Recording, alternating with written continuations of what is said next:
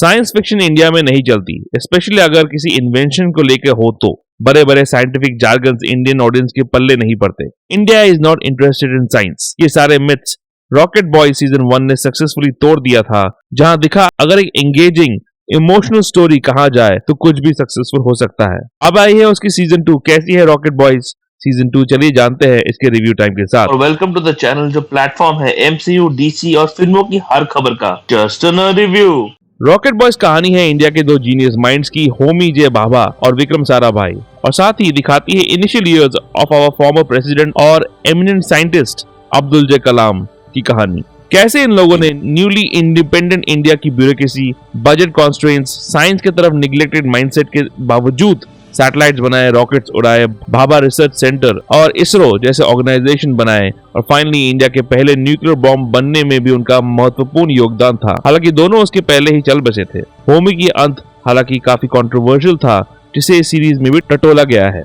इनके कंट्रीब्यूशन की वजह से आज भी इंडिया में मंगलयान और चंद्रयान जैसे प्रोजेक्ट्स किए जा रहे हैं। ये सीरीज सिर्फ 1974 में हुई पोखरान में पहले न्यूक्लियर टेस्ट तक की कहानी कहती है। Screenplay writer Shiv Singh और को राइटर अभय पन्नू के पास चैलेंज बड़ा था इस सीजन में, खासकर क्योंकि ऑलमोस्ट 15 साल कवर करने थे उनको इस 8 एपिसोड के रन में। उन्होंने सब कवर किया है बेहतरीन तरीके से। जवाहरलाल नेहरू की मृत्यु, लाल बहादुर शास्त्री का न्यूक्लियर बॉम्ब की तरफ नेगेटिव रिस्पॉन्स, इंदिरा गांधी की इंडियन पॉलिटिक्स में ग्रोथ, इंडिया पाकिस्तान वॉर, इन लोगों ने सब छुआ है। इसके साथ साथ राइटर्स ने इन लोगों के बीच इंटरपर्सनल रिलेशनशिप को बहुत अच्छी तरह दिखाया है, चाहे वो मृणालिनी और विक्रम के बीच स्ट्रेंज रिलेशनशिप हो, या विक्रम और होमी की दोस्ती हो, होमी और नेहरू जी के बीच रिलेशनशिप हो, या इंदिरा और होमी के बीच रिलेशनशिप हो, या कलाम विक्रम के बीच गुरु शिष्य का रिश्ता हो। सबको मूवमेंट्स मिलते हैं, टेंडर मूवमेंट्स और ड्रामेटिक टेंशन वाले मूवमेंट्स भी। खासकर विक्रम और होमी के किरदार इतने अलग दिखाए गए हैं। जहाँ होमी जिसे निभाया है सीन स्टीलिंग एक्ट में जिम साहब ने, वो एक बॉइस्टरस ओवर द टॉप पर्सनालिटी दिखाए गए हैं। विक्रम को एक सॉफ्ट पर्सनालिटी की तरह दिखाया गया है,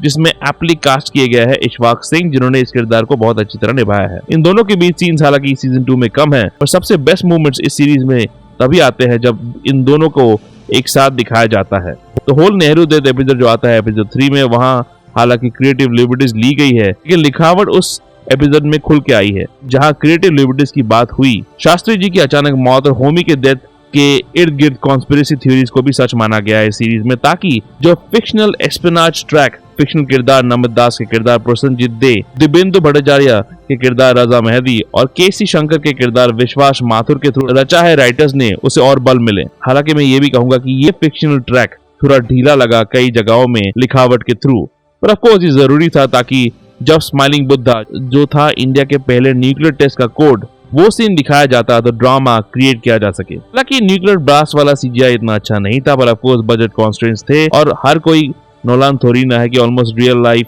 ब्लास्ट प्रैक्टिकल इफेक्ट्स के साथ दिखा सके। डायरेक्टर अभय पन्नू का as a maker creative choice बहुत काबिल तारीफ है। खासकर फिर से नेहरू मृत्यु सीन में जिस तरह से उन्होंने उस पूरे सीन में ड्रामा क्रिएट किया है, उस पीरियड की पॉलिटिक्स को दिखाया है। हर्षवीर ओबराय की सिनेमैटोग्राफ का भी बहुत बड़ा हाथ है इन मूवमेंट्स को एलिवेट करने में।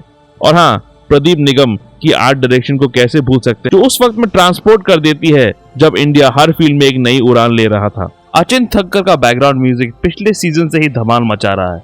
कास्टिंग की भी तारीफ करनी पड़ेगी, जिसका क्रेडिट देना पड़ेगा कास्टिंग टीम को। हर एक एक्टर परफेक्टली कास्ट हुआ है। दोनों लीड्स के अलावा 4 लोगों के परफॉर्मेंस को पॉइंट आउट करना तो बनता है। वो है रेजिना कैसेंड्रा, जिन्होंने मृणालिनी का किरदार निभाया है, अर्जुन राधाकृष्णन जिन्होंने अब्दुल जे कलाम का किरदार निभाया है, चारू शंकर जिन्होंने इंदिरा गांधी का किरदार निभाया है, और अजित कपूर जिन्होंने पीएचडी कर ली है प्राइम मिनिस्टरियल और प्रेसिडेंट्स के रोल में as Jawaharlal Nehru. Rocket boy season 2 जो स्ट्रीम हो रही है सोनी लिव पर, को मैं दे रहा हूँ 4 आउट ऑफ 5। एक रेलेवेंट सीरीज जिसे हर भारतीय को देखनी चाहिए, जो कभी बोर नहीं करती और बात करती है दोस्ती की, इंडिया के 2 ऐसे हीरोज की जिनकी वजह से आज हमारा देश न्यूक्लियर युग में सेफ फील करता है। ये सीरीज प्रोत्साहित करती है साइंटिफिक माइंड्स को और बढ़ावा देती है, जो बहुत जरूरी है देश को बनाने के लिए। आप भी मुझे उसी तरह बढ़ावा दीजिए, लाइक सब्सक्राइब करके मेरे चैनल को। कुछ रीसेंट वीडियो जैसे शज़ाम का नॉन स्पॉइलर रिव्यू वीडियो, तो झूठी में मक्कार रिव्यू वीडियो आखिर में है, और ऐसे रिव्यूज के लिए देखते रहिए just a review. Just a review के अपडेट्स के लिए और छोटे बड़े स्निपेट्स के लिए फॉलो कीजिए ऑन ट्विटर @ProNerdReview201 में। कू ऐप में आप मुझे फॉलो कर सकते हैं @ProNerdReview पे, और ProNeedDiaryBlogspot.com में भी आपको अपडेट्स मिल जाएंगे।